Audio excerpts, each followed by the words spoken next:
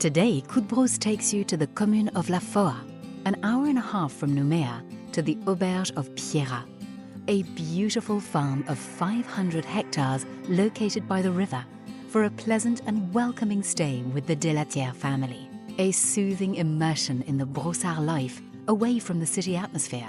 We love the beautiful meals served in the common house, delicious menus based on local products, as well as the four-wheel drive to discover the Pierrat Valley with Jean-Jacques, a must-see figure in Caledonia's wilderness.